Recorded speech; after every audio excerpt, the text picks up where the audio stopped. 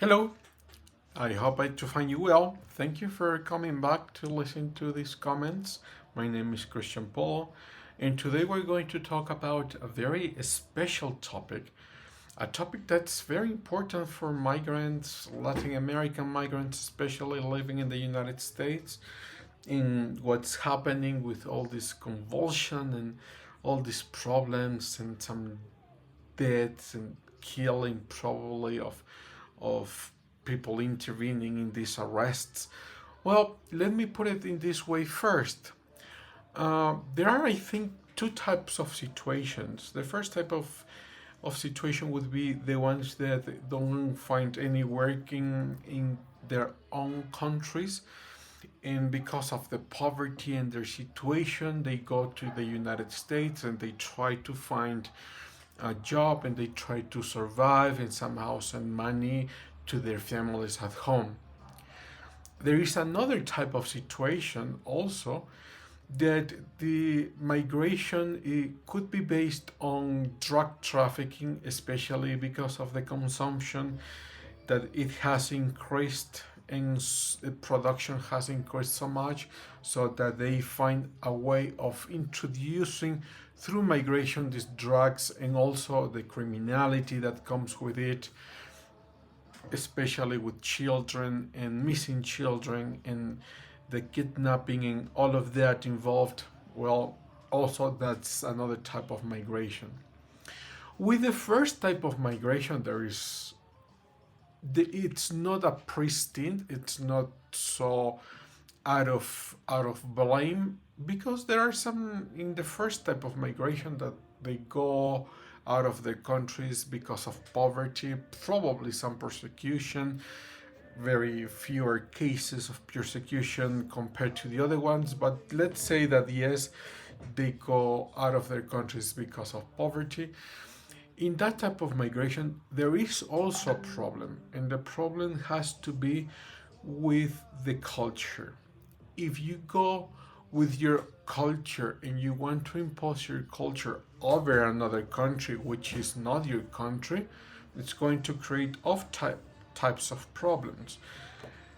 The biggest problem meaning that your culture could be their foundations could go against the foundations of the country that's receiving you, could go even against the laws of the countries that is receiving you. In the case of the United States, that's very, very clear, especially migration that could come from Muslim countries. That in some cases they do not want to adapt, but they want to actually impose the tradition, especially this religious tradition of the Sharia being part of their culture and trying to impose that wherever they go.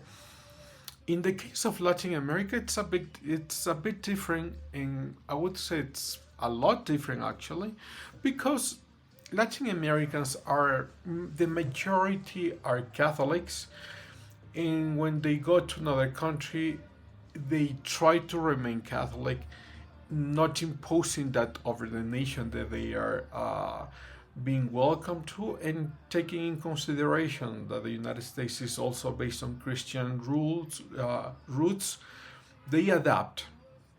So this there is also a type of problem with the first category. With the second type of migration, meaning the criminality and the drugs, that's not justification. The United States and any country has all the legal uh, procedures, and I will say the moral background to send them home and actually to put them into jail and then to send them back home. Nonetheless, I would say a couple of things. Every country deports, every country without exception. And in some instances, even the regions that are crying out because of the deportations in the United States, they also deport, and their numbers are not the low numbers. They actually are, their numbers are actually high numbers.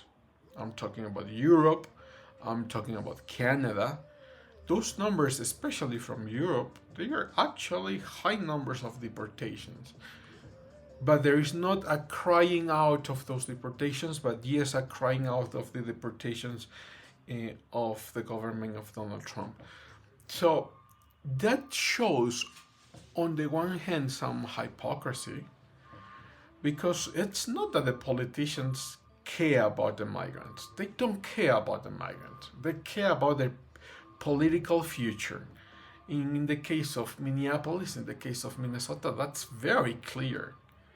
If you're being accused of stealing millions of dollars, of not responding to the use of those millions of federal dollars, it's obvious that you would like to have a commotion because you want to put the focus of your people, the people living in your state, on migrants and not on your personal accusations. That's, for me, that's very obvious.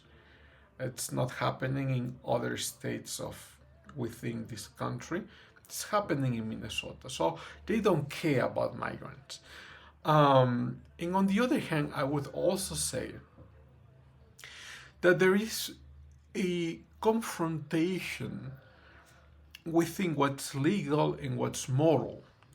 Not every legal structure is a moral structure. Not every moral structure becomes a legal structure, right? So when you break the law, sometimes you break the law, but it's not an immoral action breaking that law. Especially if you live in these countries where women don't have rights and women are actually being persecuted, and anyone actually being persecuted if you renounce your religion, and if you become an atheist or even a Christian and you're being persecuted and it's illegal for you to protect those people, there is a moral duty to protect these people. Okay?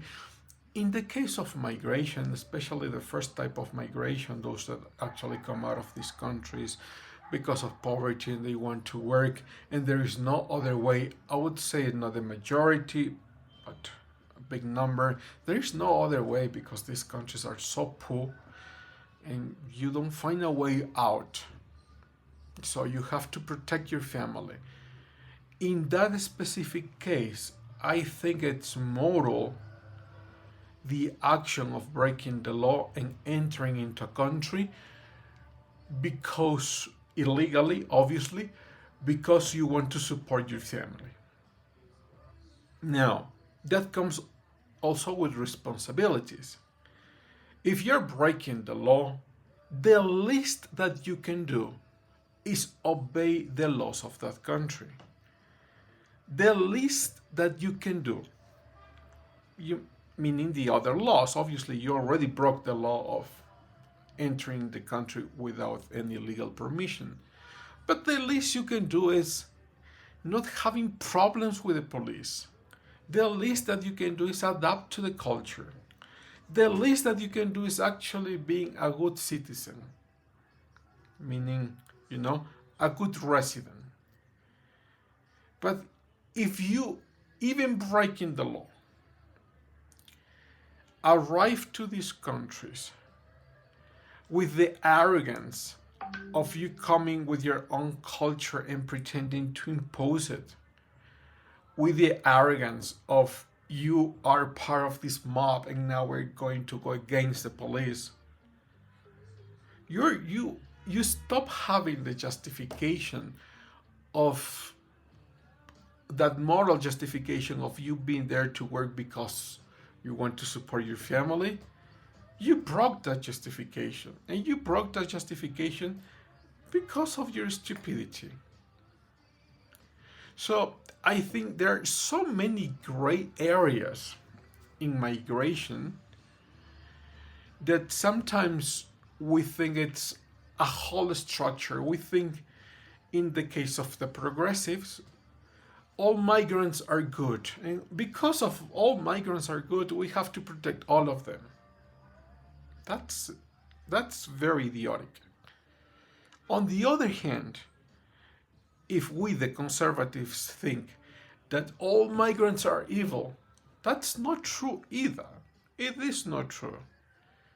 There are very specific examples, I would say, probably not the majority, but yes, a big amount of them, especially those that come from Christian countries, that because of the poverty they want to have a better life. And yes, they're breaking the law. Yes. But as I said, not every law is actually a moral law, and not every moral law becomes actually a legal law, which means that for some of these cases they're actually finding a way to support their families back home. So not all of them are evil. Okay, that's why I think there are so many gray areas. But let me point to specific hypocrisies. The first hypocrisy is of these other countries, especially in Europe, that they cry out because of what's happening in the United States. Wait a minute, you also deport people. And you do it so quietly that nobody really cares, but a lot of people care because they are suffering that.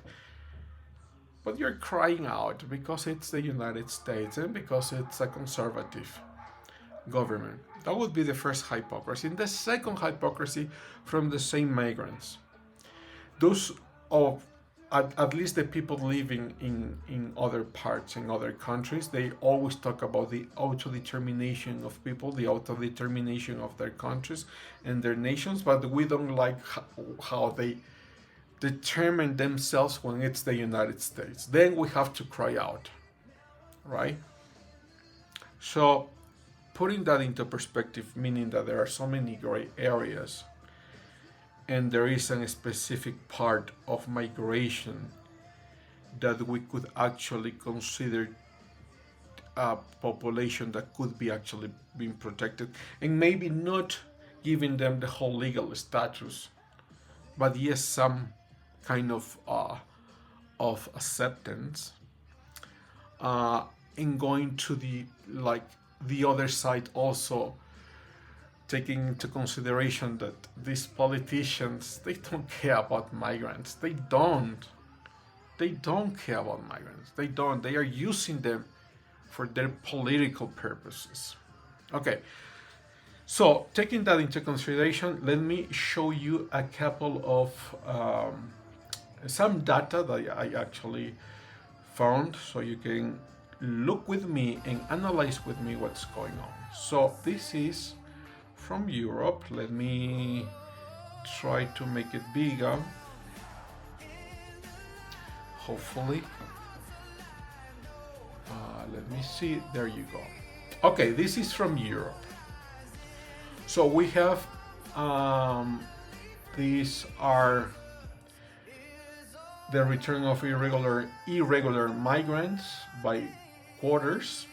This is from Eurostat. I will actually add also the link of these stats in the description of the video. Okay, so let me show you for the third quarter, and you can actually project these numbers also for the fourth quarter. For the third quarter, there's been 115,000 people that have received an order to leave. Those who have actually returned, it's 41,000 plus 34,000.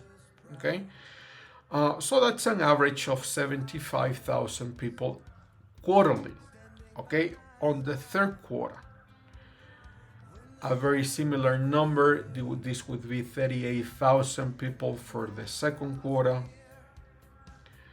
66 people for the first quarter, and if you actually consider an average of probably 70,000 people expelled from Europe every quarter, so that will be 280,000 people expelled from Europe.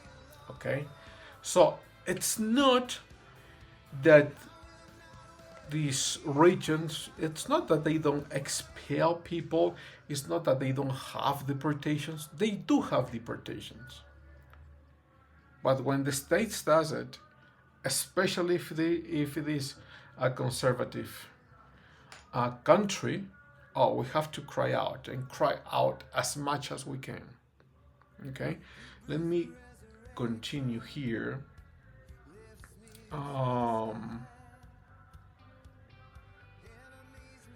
Okay, in the case of the United States, how many have been removed in return? And we can sum both of them up. I'm gonna show you the numbers also of 2025 so we can compare. But if you sum both of them from removals and returns 2019, you can actually consider some numbers around 500,000 people being removed, right? Some years more, some years less, but around 500,000 people being removed. And some of these numbers come actually from the progressive governments.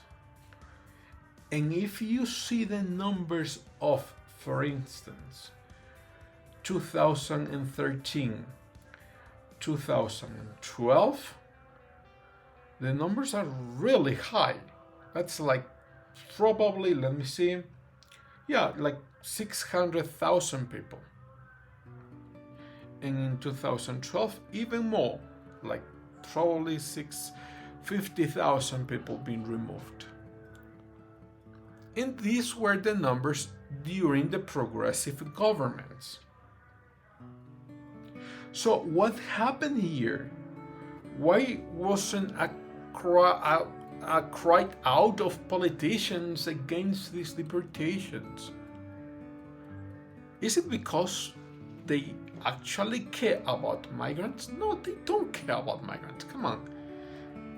It's actually because that government was a progressive government. So when it's our government, we actually are going to remain quiet. And we're not going to say anything about what's happening around the deportation numbers.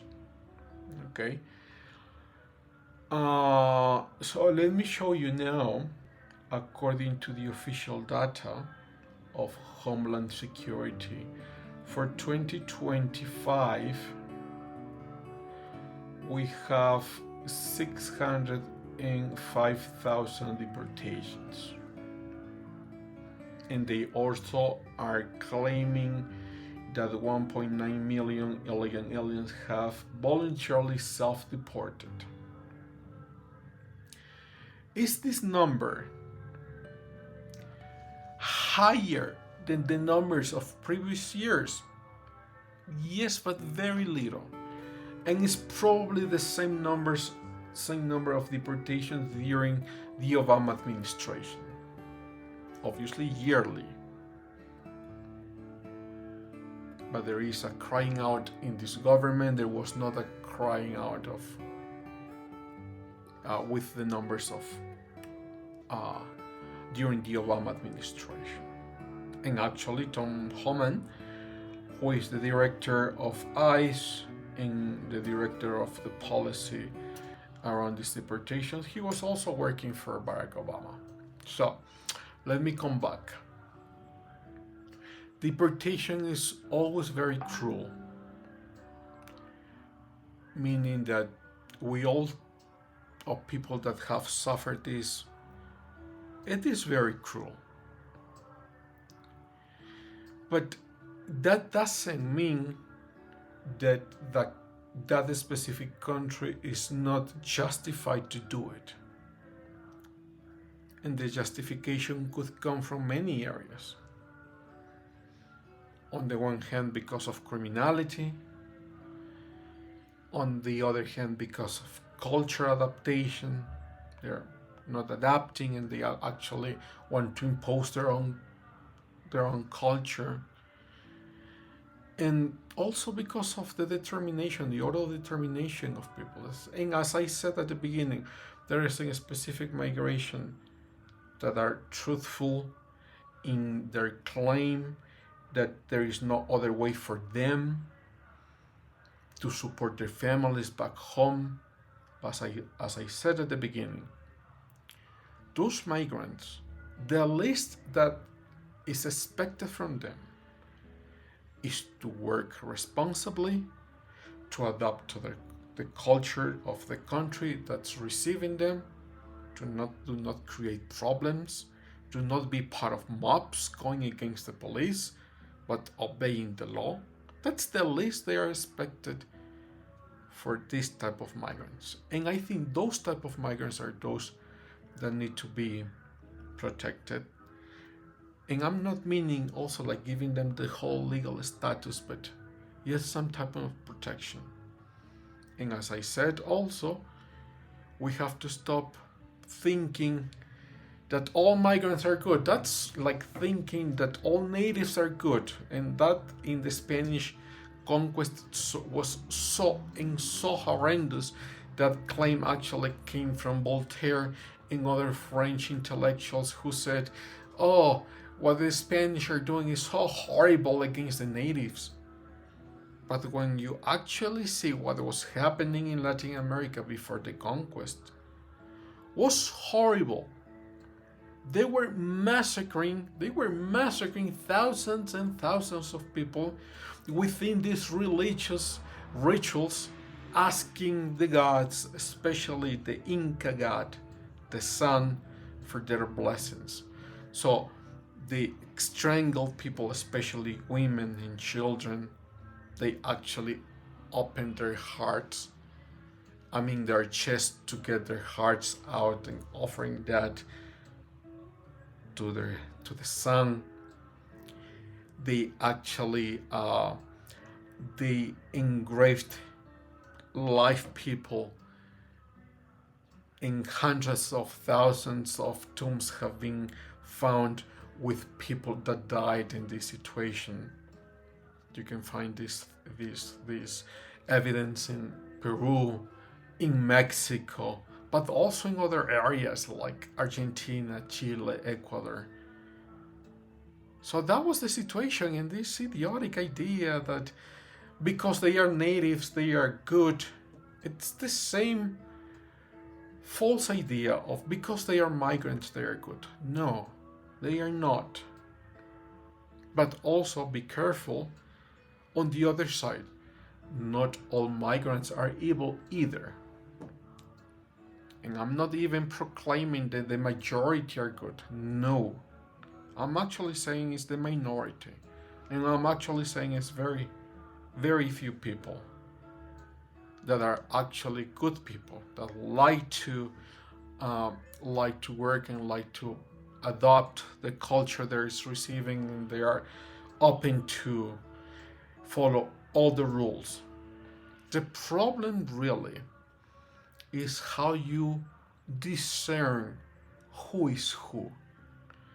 And from a legal point of view and from a politician point of view, that answer is not easy.